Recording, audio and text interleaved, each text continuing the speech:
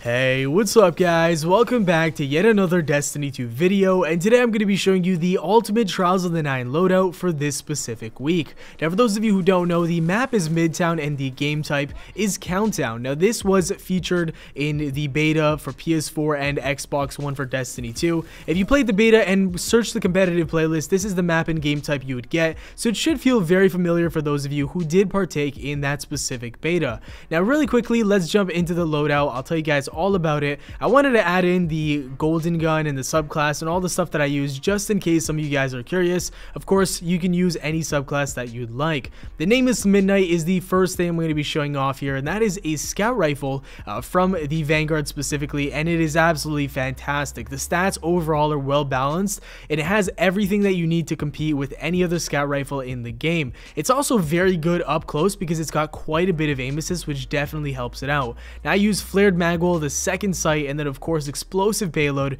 which is just a fantastic perk because it flinches your opponents, and that's exactly what you want on primary weapons. In gunfights from range, most of the time I feels like I can win against Might and Multi-Tools, which is pretty surprising because the Might is basically the meta. Now the sidearm that I use in my secondary is the Last Hope. I talked about this weapon in several videos in the past. It's absolutely fantastic, one of the best close range weapons in the game by far. I use Farpoint, SAS, and Ricochet rounds because that gives it the optimal range that you need for a sidearm to be successful. It's got plenty of stability, so don't even worry about adding even a bit of stability on it. You want to max out the range as much as possible, and that'll help you win gunfights at quite the distance, you know, the distance that you really shouldn't be winning gunfights at. And then of course for the shotgun, we have the one and only Trials Shotty. I believe it's called the Sudden Death. Now this thing is also fantastic, specifically because of one perk that we'll get to in just a second. But for the sights, you want to use the Hammer Forged Rifling. That is the barrel that gives you the most amount of range, which is key on a shotgun. It's got Slide Shot, so sliding partially reloads its weapon's magazine and also gives you extended range, handling, and all that good stuff. And then combined with Threat Detector, which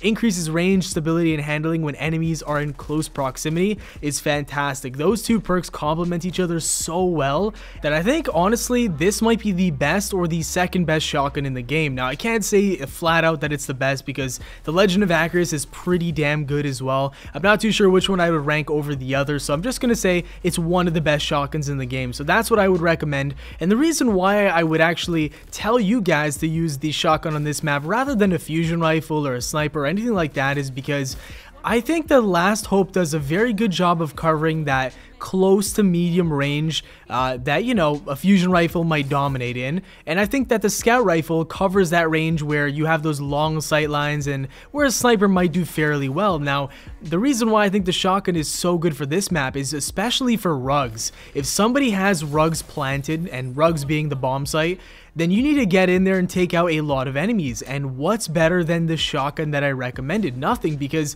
this shotgun actually has the perk that I talked about earlier. Basically it's surrounded from Destiny 1, where when there's a lot of enemies in close proximity, you get more handling, you get more range. Basically the weapon just turns into a godly shotgun, which is exactly what you need to take them out and defuse the bomb site. Now the Last Hope as well is perfect for taking scenarios like this where you need to break into rooms and take out lots of enemies. As you can tell, we just got that piece right there, and that was quite the nice play. I mean, it didn't really take too much effort, but the Last Hope is phenomenal for plays like that. And as you can see, this is, you know, pretty close range. I'm not shooting these guys from too far away with my scout rifle, and we're making some nice plays. We're landing our shots, and like I said, that's because it's got some very good aim misses. So me personally, I feel very comfortable using this weapon against people that are using things like the Uriel's Gift and the Origin Story even, which may sound like a little bit of a surprise, but in that medium range, I think this is where the weapon almost shines. It's just so fantastic because of explosive rounds and the way the recoil snaps back into position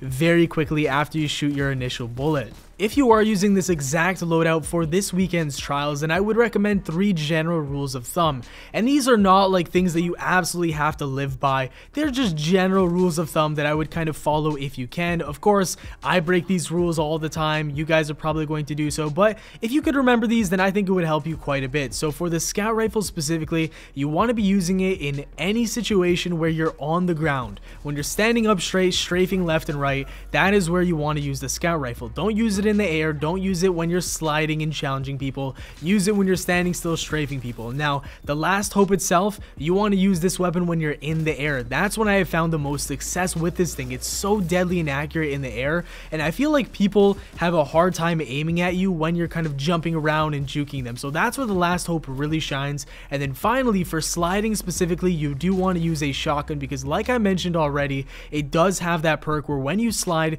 you have like a 2-second or 3-second window where there's more range on the weapon, there's more handling, probably a faster reload speed as well, which is pretty nuts. So as you can see here in the air, Last Hope absolutely shredding. Look at this guy, he's got a huge advantage on me. Juke him to the right, juke him to the left, in air, melting him. So Last Hope, you definitely want to try using this thing in the air. It's fantastic. You can juke people out, the accuracy is phenomenal, and then when you're on the ground like this is where you use the Nameless Midnight. And then finally, close quarters, when you're sliding around, that is when you want to use a sudden death shotgun.